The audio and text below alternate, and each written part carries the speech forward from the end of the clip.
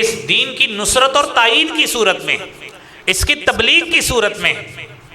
تو اللہ رب العالمین نے انبیاء سے مخاطب ہو کے کہا اقررتم، اقرار کرتے ہو، واخذتم علی ذلکم اصری، اور اس کی ذمہ داری لیتے ہو؟ سارے انبیاء نے بیک زباں ہو کے کہا اقررنا، اے اللہ رب العالمین ہم تجھ سے وعدہ کرتے ہیں، اقرار کرتے ہیں۔ تو خالق کائنات اللہ رب العالمین ان کو مخاطب ہو کے کہتے ہیں قال فاشهدوا، تم بھی گواہ ہو جاؤ، فرشتوں تم بھی گواہ ہو جاؤ، وانا معکم من الشاہدین، میں اللہ رب العالمین تمہارے ساتھ گواہوں میں شامل ہوں۔ یہ نبوت اور رسالت۔ اعوذ باللہ السمیع العلیم من الشیطان الرجیم، بسم اللہ الرحمن الرحیم، فالذین آمنوا به وعزروه ونصروه واتبعوا النور الذی انزل معه اولئک هم المفلحون۔ صدق اللہ العظیم۔ حمد و ثنا، تعریف، حمد، کبریائی اور بڑائی اللہ رب العالمین کی ذات کے لیے ہے۔ درود و سلام امام کائنات، امام المرسلین، شفیع المذنبین اور رحمت للعالمین جناب محمد الرسول اللہ صلی اللہ علیہ وآلہ وسلم کی ذات اقدس پر۔ حضرات محترم، اللہ رب العالمین نے انسان کو پیدا کرنے کے بعد اسے عقل، فہم، رشد و ہدایت اور انٹلیکٹ اور دانش سے نوازا ہے، اور یہ عقل اور شعور انسان کا اس قابل نہیں ہے کہ وہ زندگی میں غلطیوں سے پاک ہو سکے، بلکہ وہ غلطیاں کرتا ہے، لغزشیں کرتا ہے، خطائیں کرتا ہے، اور پھر ان غلطیوں سے محفوظ رکھنے کے لیے، ان خطاؤں سے بچانے کے لیے، انسانوں کی رشد و ہدایت کے لیے اللہ احکم الحاکمین نے انبیاء علیہم السلام کو مبعوث فرمایا ہے، اپنے برگزیدہ لوگوں کو بھیجا، وہ امت کی ہدایت کے لیے، ان کی رہنمائی کے لیے محنت کریں، انہیں سیدھے رستے کی رہنمائی کریں، اور یہ لوگ دنیاوی اور اخروی کامیابی سے ہمکنار ہو سکیں۔ میرے عزیز بھائیوں، کسی بھی نبی یا رسول کی عقل صحیح اور کامل ہوتی ہے کیونکہ اللہ رب العالمین کی طرف سے اس پر وحی الہی کا نزول ہوتا ہے، اور انبیاء علیہم السلام کو اللہ احکم الحاکمین نے عقل اور فہم کی جس دولت سے اور جس سطح سے نوازا ہے، عام انسانوں میں سے کوئی شخص اس لیول تک نہیں پہنچ سکتا۔ اب میرے عزیز بھائیوں دیکھیے کہ اللہ رب العالمین نے انہی انبیاء علیہم السلام کو جب وحی الہی کی دولت سے اور ان کی تعلیمات سے مزین فرمایا ہے، تو ان میں حضرت آدم علیہ السلام سے لے کر رسول اقدس جناب محمد الرسول اللہ صلی اللہ علیہ وآلہ وسلم تک یہ پوری انبیاء کرام کی ایک لڑی اور سیریز ہے، جس میں گاہے بگاہے مختلف اوقات میں، مختلف علاقوں میں، مختلف بستیوں میں، مختلف ریاستوں میں، ممالک میں، اسٹیٹس میں اللہ احکم الحاکمین نے ان انبیاء کو بھیجا ہے، اور قرآن کریم میں اللہ تعالیٰ نے پھر اس کی شہادت بھی دی کہ ام من امت الا خلا فیہا نذیر، کہ کوئی امت ایسی نہیں کہ جس میں ڈرانے والا اللہ تعالیٰ نے نہیں بھیجا۔ اور سورہ نحل میں اس کی مزید تصدیق فرمائی کہ وَلَقَدْ بَعَثْنَا فِي كُلِّ أُمَّةٍ رَسُولًا، کہ ہم نے ہر امت میں نبی اور رسول کو بھیجا ہے۔ عزیز دوستوں اور بھائیوں، آپ انبیاء کی سیریز میں 2 نبی ایسے ملیں گے پورے انبیاء کی لڑی میں، جنہیں اللہ رب العالمین نے جن کی زندگی کو اسوہ حسنہ قرار دیا ہے۔ ایک حضرت سیدنا ابراہیم علیہ السلام، جن کی زندگی کو اسوہ حسنہ قرار دیا گیا اس وقت کے مطابق جب نبی کریم صلی اللہ علیہ وآلہ وسلم کی بعثت سے پہلے تک جزیرۃ العرب میں کوئی نبی نہیں تھا، تو اس وقت تک اسوہ حسنہ سیدنا ابراہیم علیہ السلام ہی کی شخصیت تھی جزیرۃ العرب کے باسیوں کے لیے۔ لیکن جب اللہ رب العالمین نے جناب رسول خدا رسول مکرم صلی اللہ علیہ وآلہ وسلم کو نبی بنا کے بھیجا ہے، تو آپ کی زندگی کو اسوہ حسنہ قرار دے دیا، اور یہ قیامت تک یہ ایک ہی اسوہ حسنہ رہے گا جس کے مطابق ہماری زندگی گزرے گی تو ہم کامیاب ہوں گے۔ سورہ احزاب کی میرے بھائیوں 33 نمبر آیت ہے، لَقَدْ كَانَ لَكُمْ فِي رَسُولِ اللَّهِ أُسْوَةٌ حَسَنَةٌ لِمَنْ كَانَ يَرْجُو اللَّهَ وَالْيَوْمَ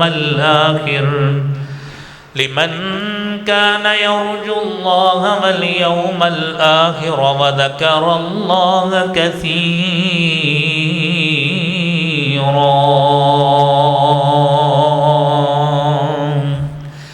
اللہ کے رسول صلی اللہ علیہ وآلہ وسلم کی زندگی میں تمہارے لیے بہترین نمونہ ہے، اسوہ حسنہ ہے۔ یہ اسوہ حسنہ کا مطلب کیا ہے؟ ایک اچھا نمونہ، ایک بہترین نمونہ۔ میرے بھائیوں، آپ کسی آرکیٹیکٹ کے پاس جاتے ہیں اور اس کو آپ اپنے موبائل سے ایک سکرین سے ایک چیز نکال کے دکھاتے ہیں کہ مجھے نقشہ اس طرح کا بنا کے دینا، یہ نمونہ ہے آپ کے پاس، نمونہ دکھا دیتا ہے۔ آپ تصور کریں، وہ آپ کے توقع کے مطابق وہ چیز نہیں بناتا تو آپ اس کو پیمنٹ نہیں کرتے، آپ کہتے ہیں آپ نے میرے مطابق کام نہیں کیا۔ آپ میں سے اکثر لوگ، آپ نمازیوں میں سے کپڑے کے ساتھ وابستہ ہیں، کوئی ان میں سے نیٹنگ سے ہے، فیبرک سے ہے، یون مینوفیکچرنگ سے ہے، کوئی سائزنگ سے ہے، کوئی فنیشنگ سے ہے، ڈائنگ سے ہے۔ تو ہر شخص کا اپنا اپنا فیلڈ ہے، اپنے اپنے طور پہ کام کرتے ہیں۔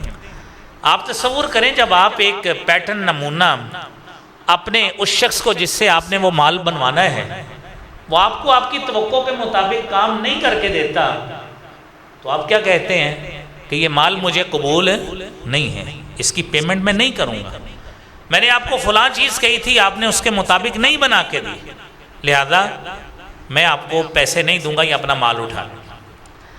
آپ میرے بھائیوں اسی تناظر میں اپنی زندگی کو دیکھیں کہ میرے اور آپ کے لیے، سب کے لیے حکم یہ ہے کہ آپ کی زندگی کا ایک نمونہ ہے، وہ نمونہ ہے جناب رسول محمد صلی اللہ علیہ وآلہ وسلم کی زندگی کا۔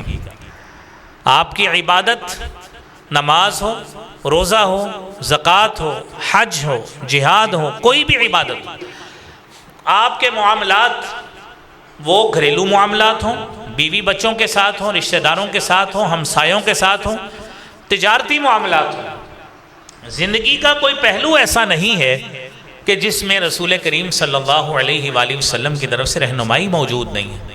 تصور کریں، ہم اپنا عمل لے کے جائیں، اور منصب رسالت کا تقاضا یہ ہے کہ ہمارا عمل اس نمونے کے مطابق ہونا چاہیے جو جناب رسول اقدس صلی اللہ علیہ وآلہ وسلم نے ہمارے لیے بیان کر دیا، ہمارے لیے عمل کر کے دکھا دیا، ہمیں کسی چیز کا حکم دے دیا ہے اور کسی چیز پہ عمل کر کے ہمارے سامنے مثال پیش کر دی ہے۔ آپ تصور میں لائیں کہ جب ہمارا عمل کل قیامت کے روز رسول معظم جناب محمد الرسول اللہ صلی اللہ علیہ وآلہ وسلم کے نقشے کے مطابق، اسوہ کے مطابق اللہ تعالیٰ نے چیک کر لیا تو ہماری کیا حیثیت رہے گی کہ میرا اور تیرا مال اگر دنیا میں میرے معیار کے مطابق نہیں ہے، ریجیکٹڈ ہے، ہم پیسہ پے نہیں کرتے، میری اور آپ کی نماز اگر اس کے مطابق نہ ہوئی تو ہم کدھر کو قبول کرائیں گے؟ میرا اور آپ کا اپنے فیملی ممبرز کے ساتھ، بیوی بچوں کے ساتھ، رشتہ داروں کے ساتھ، ہمسایوں کے ساتھ اچھا سلوک اس کے مطابق، اس اسوہ حسنہ کے مطابق نہ ہوا، کہاں سے اجر لیں گے؟ میرے اور آپ کے تجارتی معاملات، لین دین کے معاملات اگر اس کے مطابق نہ ہوئے جو منصب رسالت کے تقاضے کے مطابق ہیں، اگر نہیں ہوئے میرے بھائیوں، کل قیامت کے روز وہ عمل کدھر لے کے پھریں گے جو ساری زندگی ہم اپنی زندگی کو برباد کر کے چلیں گے۔ اس لیے یہ منصب رسالت کا یہ پہلا تقاضا ہے کہ اس میں اسوہ حسنہ پہ ہمارا عمل ہوا ہونا چاہیے۔ اور عزیز بھائیوں، اس میں یہ بات ذہن میں رکھنی ہے کہ یہ نمونہ ایسا نمونہ نہیں ہے کہ جو اہل پاکستان کے لیے تو قابل عمل ہو اور اہل عرب کے لیے قابل عمل نہیں ہے، ایسا نہیں ہے۔ اور یہ نمونہ ایسا نمونہ نہیں ہے کہ اہل عرب کے لیے تو قابل قبول ہو لیکن بر صغیر والوں کے لیے نہیں ہے، ایسا بھی نہیں ہے۔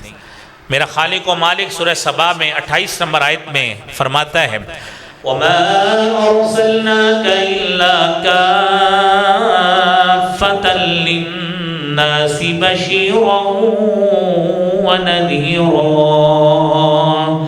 وَلَكِنَّ أَكْثَرَ النَّاسِ لَا يَعْلَمُونَ۔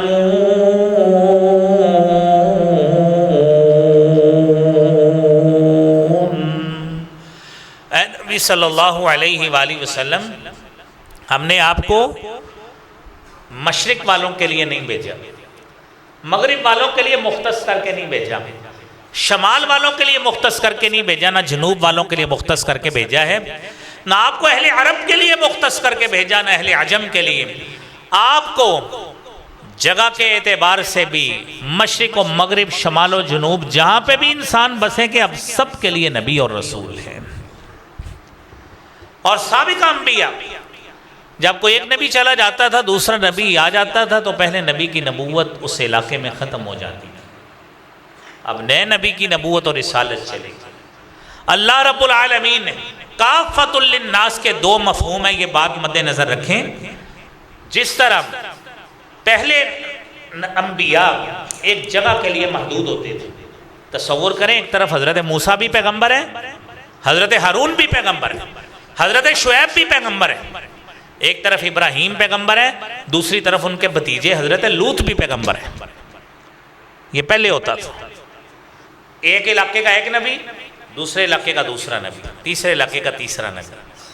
اللہ کے رسول صلی اللہ علیہ وآلہ وسلم کی نبوت اللہ تعالیٰ نے قرۂ ارض پہ بسنے والے تمام لوگوں کے لیے لازم و ملزوم کر دی ہے۔ نجات چاہیے تو جناب محمد الرسول اللہ صلی اللہ علیہ وسلم کی رسالت کو تسلیم کرنا پڑے گا۔ یہ ہے جگہ کے اعتبار سے۔ آپ دوسرا اس کا نقطہ یہ ہے کہ وقت کے اعتبار سے بھی اللہ تعالیٰ نے اس کو لامحدود کر دی۔ اس کی وجہ یہ ہے، پہلے نبی تھے، جب ان کی جگہ پہ دوسرے نبی آ گئے تو وہ وقت ان کا گزر گیا، اب دوسرے نبی نے آ کے وہ جگہ لے لی، ان کا وقت ختم ہو گیا، نئے نبی کی نبوت اور اس کی تعلیمات چلیں۔ اور یہ سلسلہ آپ صلی اللہ علیہ وسلم سے پہلے حضرت عیسیٰ علیہ السلام تک جاری و ساری رہا۔ جیسے ہی آپ کا اعلان نبوت ہوا، اللہ تعالیٰ نے آپ کو وقت کے اعتبار سے بھی لامحدود کر دیا ہے کہ قیامت تک پورے قرۂ ارض پر، قیامت تک، بلکہ یہ نبوت قیامت کے بعد بھی انشاءاللہ شفاعت کی صورت میں کامیابی عطا فرمائے گی کہ قیامت تک آپ کو اگر ایمان لانا ہے تو آپ کے لیے ایک ہی نبی ہے جس پر ایمان لانا ہے، اور اس کا نام ہے جناب محمد صلی اللہ علیہ وآلہ وسلم۔ میرے عزیز بھائیوں، یہ ہے وہ نبی اور رسول جس کی نبوت اور رسالت کے حوالے سے اس ربیع الاول کے مہینہ میں ہر مسلمان آپ کی سیرت کو سننے کا خواہش مند ہے اور اس کے کان ترستے ہیں، اور وہ اس کا جی للچاتا ہے اور اس کا دل پسند کرتا ہے کہ مجھے سیرت طیبہ صلی اللہ علیہ وسلم کے گوشوں کو سنایا جائے۔ میرے عزیز بھائیوں، جب آپ کی یہ نبوت اتنی اہمیت کی حامل کہ جگہ کے اعتبار سے بھی لامحدود، وقت کے اعتبار سے بھی لامحدود، بھائی کسی کو پتہ ہے قیامت کب آنی ہے؟ کسی کو پتہ نہیں۔ حتیٰ کہ حضرت جبریل علیہ السلام نے رسول معظم صلی اللہ علیہ وآلہ وسلم سے پوچھا کہ متی الساعہ، قیامت کب آنی؟ آپ صلی اللہ علیہ وسلم نے فرمایا مل مسئول عنہا بعلم من السائل، حدیث جبرائیل کے الفاظ ہیں کہ جس سے سوال کیا جا رہا ہے نا قیامت کے بارے میں، وہ سوال کرنے والے سے اس کے بارے میں زیادہ نہیں جانتا۔ لیکن اس کے باوجود ہمیں یہ بات بتا دی گئی کہ اگر آپ اخروی کامیابی چاہتے ہیں، دنیاوی کامیابی چاہتے ہیں، تو کافۃ للناس والے نبی پر ایمان لانا پڑے گا۔ اور تیسرا نقطہ، اس شان والے، اس عظمت والے، اس فضیلت والے نبی کو تسلیم کرنا پڑے گا۔ کس انداز سے؟ اطاعت کی صورت میں، اور پیروی کر کے، آپ کی بات کو تسلیم کر کے۔ وَمَا أَرْسَلْنَا مِن رَّسُولٍ إِلَّا لِيُطَاعَ بِإِذْنِ اللَّهِ۔ اللہ رب العالمین فرماتے ہیں ہم نے جو بھی رسول بھیجا ہے، جو بھی نبی بھیجا ہے، صرف ایک مقصد کے لیے، إِلَّا لِيُطَاعَ بِإِذْنِ اللَّهِ، تاکہ اس کی اللہ کے حکم کے ساتھ اطاعت کی جائے، کیونکہ نبی کوئی بھی ہو وہ اللہ کی طرف سے وحی کا اور حکم کا پابند ہوتا ہے۔ میرے جو بھائی باہر ہیں نا، تیز بارش ہے، وہ سائیڈ پہ اہتمام کریں تاکہ جو آنے والے ساتھی ہیں وہ تنگی کا شکار نہ ہوں۔ آپ توجہ میری طرف کریں، آپ اچھے بیٹھے ہوئے ہیں تو انشاءاللہ مسجد میں اتنی سپیس ہے، آپ ادھر توجہ کریں انشاءاللہ۔ ہمارے ساتھی محنتی ہیں، انشاءاللہ سب کے لیے اہتمام کریں گے۔ تو بات ہم کر رہے ہیں اطاعت رسول۔ یہ تیسرا نقطہ تھا کہ جس نبی کا منصب یہ ہے، جس رسالت کا منصب یہ ہے، اس کا کام یہ ہے کہ اس نبی کی اطاعت کی جائے۔ میرے عزیز بھائیوں، یہ منصب رسالت جو ہے نا، یہ اللہ رب العالمین کی طرف سے عطیہ ہے، یہ کسبی نہیں ہے۔ آپ ساری زندگی بھی کسی جگہ پہ بیٹھے رہیں، آپ کو نبوت نہیں مل سکتی۔ کیوں؟ نبوت کا سلسلہ بند ہو چکا ہے۔ پہلی بات تو یہ، حتیٰ کہ آپ صلی اللہ علیہ وسلم سے پہلے یہ اللہ رب العالمین نے یہ کسی کو ریاضت کرنے کی وجہ سے نبوت نہیں دی، کسی کو امت سے تنہائی اختیار کرنے کی صورت میں نہیں دی۔ اگر تنہائی کی صورت میں نبی نبوت ملتی تو عیسائیت میں ان کے تمام پادری، تمام ان کے رہبان، جتنے بھی ان کے رہبان تھے، ان کے علماء تھے، وہ سارے کے سارے نبی بن جاتے ہیں۔ ایسے نہیں ہے، یہ عطیہ خداوندی ہے، اور یہ جلیل القدر مقام یہ محنت سے، مجاہدہ سے نہیں ملتا، یہ اللہ رب العالمین کی طرف سے عطا ہے، جو اللہ تعالیٰ اپنے علم محیط کی بنا پر عطا کرتا ہے، اپنی قدرت کاملہ کی بنا پر عطا کرتا ہے، حکمت بالغہ سے بھرپور ہوتا ہے، اور ایسی حکمت سے کہ جس حکمت بالغہ سے پاک اور معصوم ہستی کو اللہ پیدا فرماتے ہیں، اس کو معاشرتی گناہوں سے محفوظ رکھتے ہیں، اور جب وہ امت کے سامنے اس کا کردار نکھر کے سامنے آتا ہے، اللہ تعالیٰ اس کے سر پہ نبوت کا تاج رکھ دیتے ہیں۔ یہ ہے منصب رسالت، اور اس کی بہترین مثال جناب رسول اللہ صلی اللہ علیہ وآلہ وسلم کی اس 40 سالہ زندگی کا وہ مجاہدہ ہے، وہ ریاضت ہے، وہ اپنی قبیلوں کے ساتھ رہنا ہے، کہ جب آپ صلی اللہ علیہ وآلہ وسلم نے اپنے قبائل سے، جب آپ نے غار حراء کے یہ پہاڑ پہ آپ نے اکٹھا کیا، اور سب کو آپ نے پوچھا کہ کیف وجدتمونی، آپ نے مجھے کیسے پایا ہے؟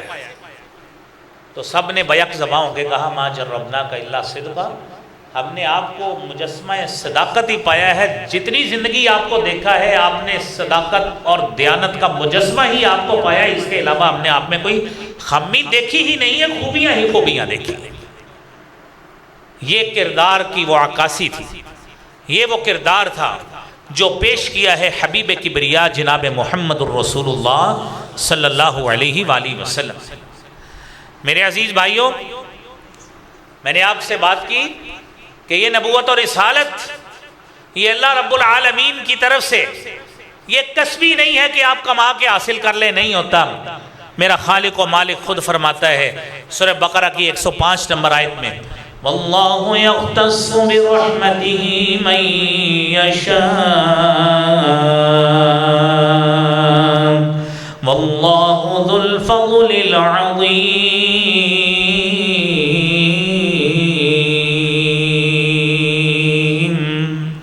اللہ اپنی رحمت کے ساتھ جس کو چاہتے ہیں خاص کر لیتے ہیں۔ یہ رحمت کا بہترین اظہار ہوتا ہے، بہترین اظہار ہوتا ہے جو اللہ تعالیٰ کسی اپنے برگزیدہ آدمی کو مختص کر کے اس کو نبی بنا دیتے ہیں۔ میرے عزیز بھائیوں، رسول اللہ صلی اللہ علیہ وآلہ وسلم نے آپ کے منصب نبوت کی بات کریں، آپ کے منصب رسالت کی بات کریں تو میرے عزیز بھائیوں یہ ذہن میں رہے کہ یہ ایسا مقام ہے کہ جس مقام کی جہاں پہ ہمیں تابعداری کا حکم ہے وہاں پہ یہ بات اہمیت کی حامل ہے جو سورہ حجرات کی پہلی آیت ہے، یا ایھا الذین آمنوا لا تقدموا بین یدی اللہ ورسولہ واتقوا اللہ ان اللہ سمیع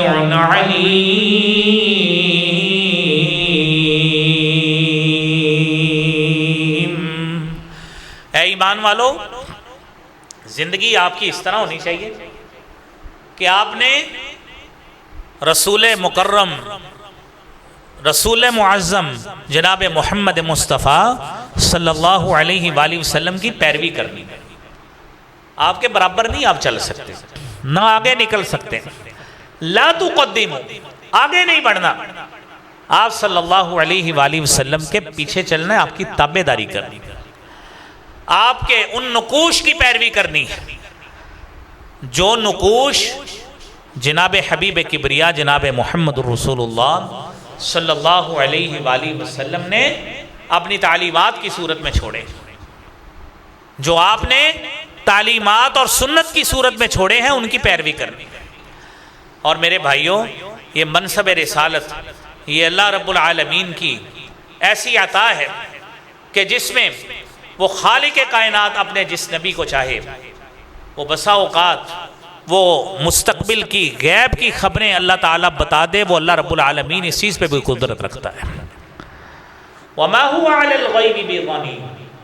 عزیز بھائیو، نبی کریم صلی اللہ علیہ وآلہ وسلم کو جنگ بدر ہونے لگی تھی، آپ صلی اللہ علیہ وسلم ایک دن پہلے اپنے صحابہ کو لے کے نشاندہی کر رہے ہیں، فلاں شخص سردار ادھر قتل ہوگا، فلاں سردار یہاں پہ قتل ہوگا، فلاں سردار یہاں پہ قتل ہوگا۔ جو چیز اللہ نے بتا دی آپ نے بتا دی، لیکن جبرائیل نے بھی قیامت کا پوچھا، آپ نے کہا آپ پوچھ رہے ہیں، آپ سے زیادہ مجھے بھی نہیں پتا ہے۔ جنگ احد ہوئی، جنگ احد ہوئی میرے بھائیوں، آپ صلی اللہ علیہ وآلہ وسلم کے یہ دانت شہید ہوئے۔ اللہ تعالیٰ نے آپ کو نہیں بتایا کہ آپ کے ساتھ یہ ہوگا، نہیں بتایا۔ آپ کے پاس قبیلے کے لوگ آئے کہ آپ ہمیں قرآن کریم کے قراء اور معلمین دیجئے، 70 قراء آپ نے دے دیے کہ جائیے ان کو جا کے قرآن سکھائیں۔ انہوں نے بیر معونہ کے مقام پر نبی کریم صلی اللہ علیہ وآلہ وسلم کے 70 حفاظ جانثار قراء کو وہاں پہ شہید کر دیا۔ آپ صلی اللہ علیہ وسلم کو علم ہوتا کہ یہ ہوگا، آپ کبھی بھی نہ بھیجتے، لیکن اللہ نے نہیں بتایا۔ جو بات اللہ رب العالمین بتائیں گے وہی کے ذریعے بتائیں گے، یہ خاصیت صرف انبیاء کی ہے کہ یہ اللہ رب العالمین ہی بتاتے ہیں، یہ منصب رسالت کا تقاضا ہے۔ اور جب رسالت و نبوت سے اللہ تعالیٰ سرفراز فرماتے ہیں تو رب العالمین اپنے ان برگزیدہ لوگوں سے کلام بھی کرتے ہیں۔ اس کلام کی نوعیت کیا ہوتی ہے؟ سورہ شورى 25واں سپارہ ہے، ما كان لبشر ان يكلمه الله الا وحيا او من وراء حجاب او يرسل رسولا فيوحي باذنه ما يشاء انه علي حكيم۔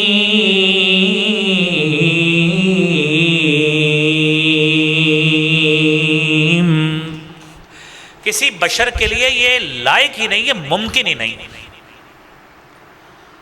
کیا ان یکلمہ اللہ، کہ اللہ اس سے کلام کرے،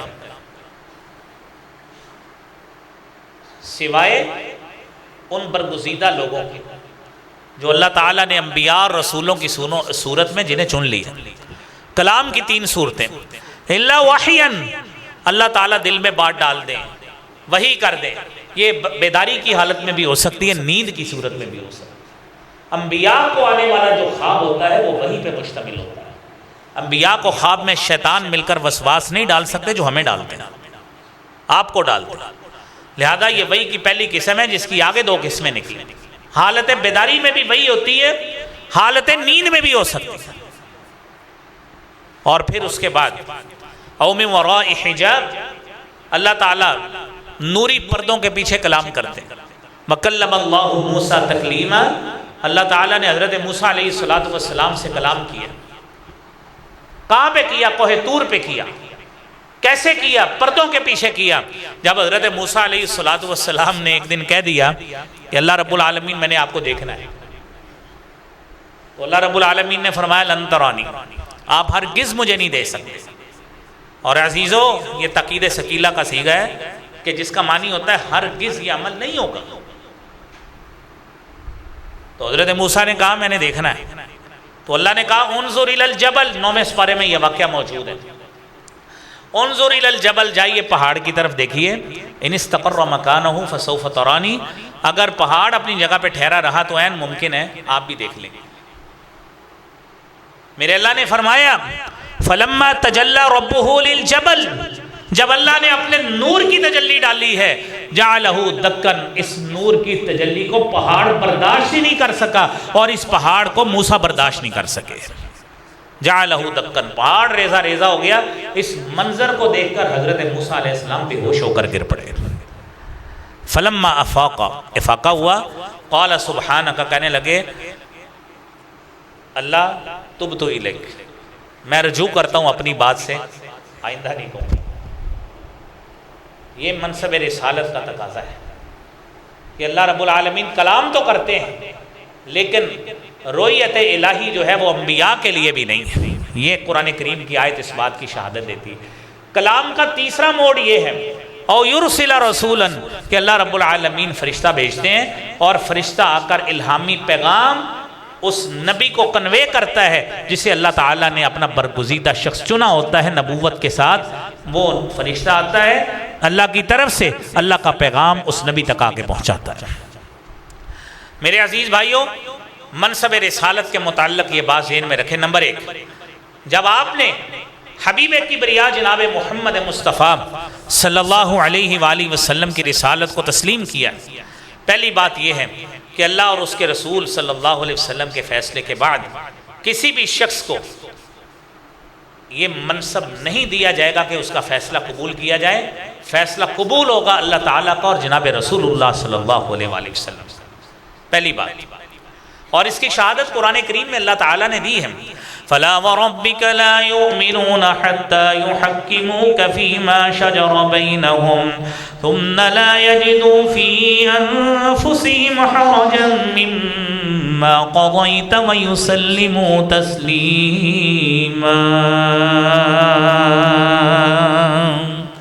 آپ کے رب کی قسم، یہ لوگ اس وقت تک مومن ہو ہی نہیں سکتے جب تک حتی یحکموک فیما شجر بینہم، آپس میں جھگڑا ہوتا ہے، آپ صلی اللہ علیہ وآلہ وسلم کی بات کو آخری بات تسلیم کریں، اور آپ کی بات کو تسلیم کرنے کے بعد اپنے سینے میں ذرا برابر بھی تنگی نہ پائیں اور اس کو تسلیم کریں، دل و جان سے اس کو تسلیم کریں۔ یہ ہے منصب رسالت کا اہم تقاضا۔ دوسری بات کہ اللہ اور اس کے رسول صلی اللہ علیہ وآلہ وسلم کے فرامین، آپ صلی اللہ علیہ وسلم کی سنت، آپ کی حدیث، آپ کی سیرت، یہ بڑی عظمت کی حامل ہے۔ اس طرح کی سنت، طریقہ اور عظمت آپ دنیا میں کسی بھی شخصیت کو قبول نہ کریں، یہ منصب ہے تو صرف جناب محمد مصطفیٰ صلی اللہ علیہ وسلم، کسی اور کا منصب نہیں۔ نمبر 3 کہ جب آپ نے اللہ کے رسول صلی اللہ علیہ وسلم کو مان لیا، اتباع بھی آپ کی، اطاعت بھی آپ کی، اور یہ اطاعت یہ اللہ کی محبت کی وجہ سے ہی نصیب ہوئی ہے، اور کسی اور کی اتباع سے یہ نصیب نہیں ہوگی۔ آپ نے اللہ کو اللہ مانا، یہ بات بھی ہمیں رسول اللہ نے بتائی، اور رسول اللہ کو رسول اللہ بنایا ہے تو اللہ رب العالمین نے بنایا ہے۔ اس لیے درجہ بندی میں کہیں رسول اللہ صلی اللہ علیہ وسلم کے منصب کو اللہ سے نہ بڑھا دیجیے۔ چوتھی بات میرے بھائیوں، ایسا شخص مومن نہیں ہے جو نبی کریم صلی اللہ علیہ وسلم کے ارشاد، آپ کے فیصلہ پر سر تسلیم خم نہیں کرتا اور دل میں کراہت لے کے آتا ہے آپ کے فیصلے پر۔ دنیا میں کئی لوگوں کو آپ ایسے، دنیا میں ہماری تو ایسے لوگوں سے، بدقسمت لوگوں سے ملاقات بھی ہوتی ہے جو ایتھیسٹ قسم کے لوگ ہیں، ملحد قسم کے لوگ ہیں، جن کا اللہ پہ یقین نہیں، جن کا نعوذ باللہ رسالت و نبوت اور رسالت محمدی صلی اللہ علیہ وسلم پہ یقین نہیں، وہ اس چیز کو تسلیم ہی نہیں کرتے۔ ایسے بدقسمت دنیا میں موجود ہیں، نام کے مسلمان ہیں، ایسے بدقسمت لوگ بھی موجود ہیں۔ اور پھر میرے بھائیوں، اگلی بات کہ جس نے رسول کریم صلی اللہ علیہ وآلہ وسلم کے رستے سے اور وَيَتَّبِعْ غَيْرَ سَبِيلِ الْمُؤْمِنِينَ، مسلمان صحابہ کے رستے سے جس نے روگردانی کی، وہ شخص جہنم کا مستحق ہے۔ یہ فیصلہ قرآن کریم نے کیا ہے۔ میرے عزیز بھائیوں، چھٹی بات، یہ صرف آپ کی شان ہے کہ اللہ تعالیٰ نے تمام انبیاء اور رسولوں کو حکم دیا ہے کہ خاتم النبیین صلی اللہ علیہ وسلم آپ کے زمانہ میں تشریف لے آئے تو آپ نے رسالت و نبوت میں ان کی مدد کرنی۔ میرے عزیز بھائیوں، کیسے؟ قرآن کریم میں اللہ رب العالمین نے سورہ آل عمران میں فرمایا ہے، وَإِذَا قَضَى اللَّهُ مِيثَاقَ النَّبِيِّينَ لَمَا آتَيْتُكُم مِّن كِتَابٍ وَحِكْمَةٍ ثُمَّ جَاءَكُمْ رَسُولٌ مُصَدِّقٌ لِّمَا مَعَكُمْ لَتُؤْمِنُنَّ بِهِ وَلَتَنصُرُنَّهُ قَالَ أَقْرَرْتُمْ وَأَخَذْتُمْ عَلَى ذَلِكُمْ إِصْرِي قَالُوا أَقْرَرْنَا قَالَ فَاشْهَدُوا وَأَنَا مَعَكُمْ مِنَ الشَّاهِدِينَ۔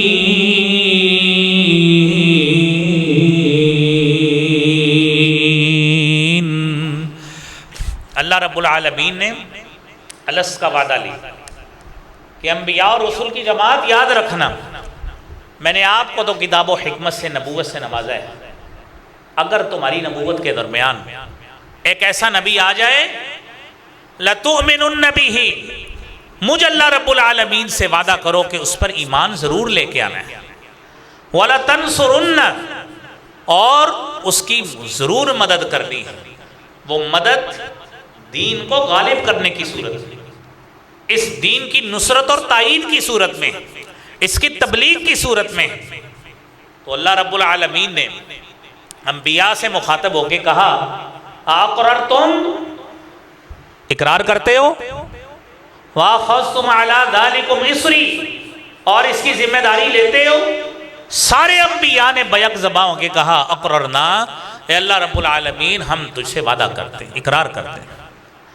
تو خالق کائنات اللہ رب العالمین ان کو مخاطب ہو کے کہتے ہیں، قال فاشهدوا، تم بھی گواہ ہو جاؤ، فرشتوں تم بھی گواہ ہو جاؤ، وانا معکم من الشاہدین، میں اللہ رب العالمین تمہارے ساتھ گواہوں میں شامل ہوں۔ یہ نبوت اور رسالت۔ اور عزیز بھائیوں، اور اگر اللہ رب العالمین انبیاء سے وعدہ لیں کہ میرے نبی کے ہوتے ہوئے، اس محبوب پیغمبر جناب محمد مصطفیٰ صلی اللہ علیہ وآلہ وسلم کے ہوتے ہوئے کسی کی نبوت اس قابل عمل نہیں ہو سکتی، کسی کی نبوت قابل اتباع ہے ہی نہیں ہے۔ میرے عزیز بھائیو، آج کا کوئی شخص کہے کہ نہیں اللہ کے نبی کی بات ٹھیک ہے، اپنی طرف رہے گی، لیکن میں نے اپنے کسی مولوی صاحب کی بات ماننی ہے، میں نے اپنے کسی پیر کی بات ماننی ہے، میں نے اپنے کسی امام کی بات ماننی ہے۔ اور میرے بھائیوں، کیسا مسلمان ہے تو نے منصب رسالت کا کون سا تقاضا پورا کیا ہے اگر تیرے دل و دماغ میں جناب محمد مصطفیٰ صلی اللہ علیہ وسلم کا مقام ہی نہیں ہے؟ کون سا تو نے منصب عطا کیا ہے جناب رسول اقدس صلی اللہ علیہ وسلم. اس لیے میرے عزیزوں، میرے بھائیوں، ہر مسلمان کے لیے یہ ضروری ہے جو قرآن کریم میں اللہ رب العالمین نے سورہ فتح میں فرمایا ہے، اِنَّا أَرْسَلْنَاكَ شَاهِدًا وَمُبَشِّرًا وَنَذِيرًا لِتُؤْمِنُوا بِاللَّهِ وَرَسُولِهِ وَتُعَزِّرُوهُ وَتُوَقِّرُوهُ وَتُسَبِّحُوهُ بُكْرَةً وَأَصِيلًا. ہم نے اے نبی صلی اللہ علیہ وسلم آپ کو شاہد، مبشر اور نذیر بنا کے بھیجا ہے تاکہ لوگ آپ ایمان لائیں. اور اے نبی صلی اللہ علیہ وسلم آپ کی بھی، آپ کے دین کی مدد کریں، اس کو غالب کرنے میں، اور توقیر بھی کریں، صبح و شام تسبیح بھی بیان کریں. یہ اس لیے ہم نے آپ کو بشیر اور نذیر بنا کے بھیجا ہے. یہ میرے بھائیوں منصب رسالت کے کچھ باتیں آج ہم نے کی ہیں. انشاءاللہ اگلے جمعے اسی حوالے سے ہی سیرت کا اگلا موضوع انشاءاللہ اس کو بیان کریں گے. اللہ کریم ہم سب کو سیرت طیبہ پڑھنے، سننے اور عمل کرنے کی اللہ توفیق عطا فرمائے. وآخر دعوانا الحمدللہ رب العالمین.